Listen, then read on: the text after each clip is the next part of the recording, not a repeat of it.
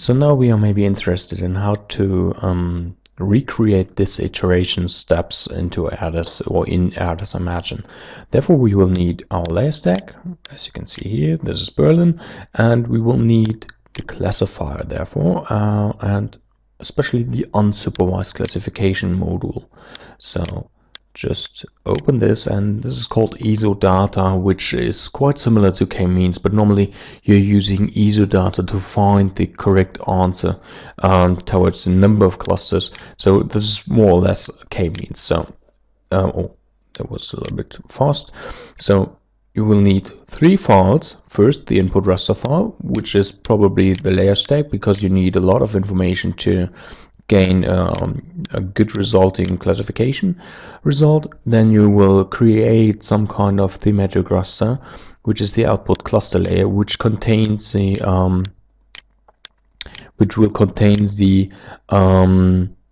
class number per pixel. So every pixel has then an indicator, which means, okay, this pixel belongs to class number 5 or class number 10 or whatever.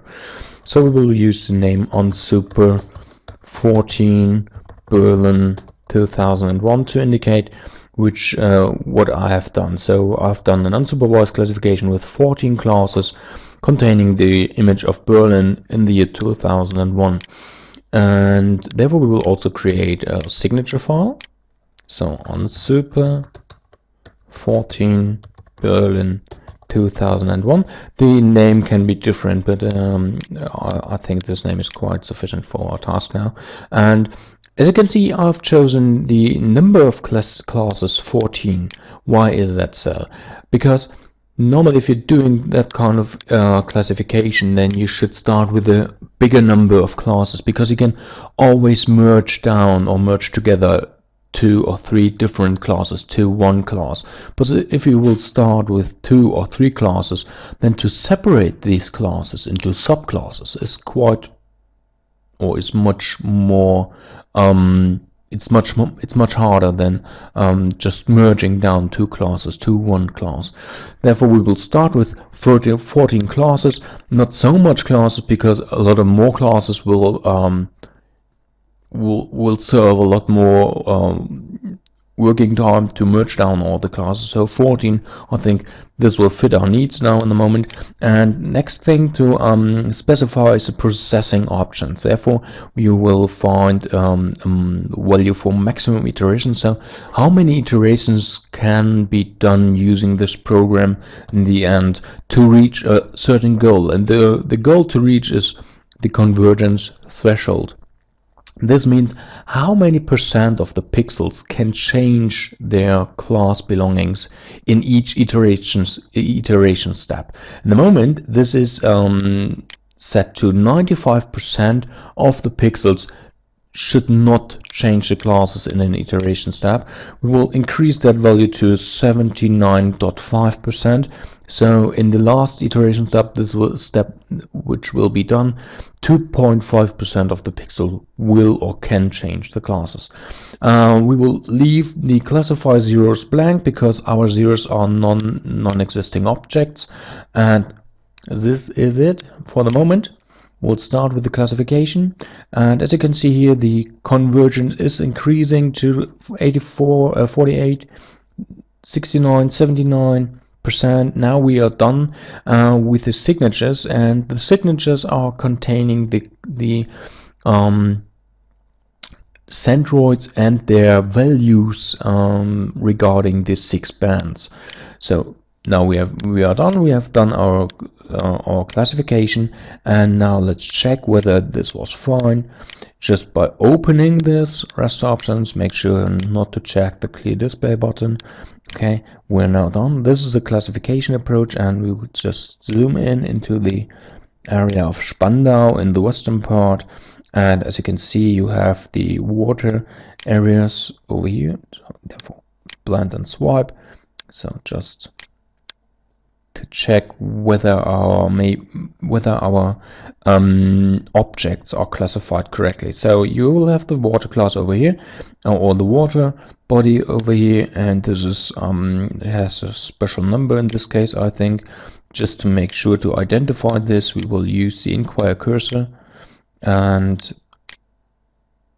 navigate this to the water, and as you can see, the pixel value is number 1, so it indicates it's class number 1.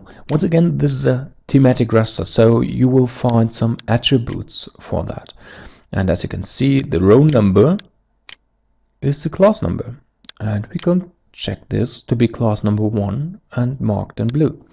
So what is now done is that you have changed the color of this class. You can also make this complete, or you can decrease the opacity to 0 just to have a look beneath the class, so you can see that this is all water, and this is fine for now. So once again, attributes. Oh, I've already opened this. Where's the attributes? Well, here, attribute editor. Go back there, say this is 1, and we will use the bluish color to indicate. So what is this here? What is this? So this is class number 8, but we are interested in this. Yeah, this pixel number, or the pixel value is 2, so the class number is 2. Once again, go to the attribute area, class number 2, mark it in dark green, and you will probably find your forested areas over here. So you can also change the name of the class. So it's class number 1. We can make it to contain the water body. It's probably water body like this. And this is forest. So in the end, you will maybe come up with the ideas of that this is agricultural field, class number 12.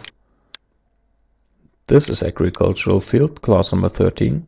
And class number 14 is maybe the same agricultural field. So 12, 13, and 14 are all agricultural fields. Therefore, one probability or one possibility to indicate this in your mapping is to change the class values to the same color here, marked maybe in orange. So this is indicating that every open ground field, like maybe an agricultural field, is marked in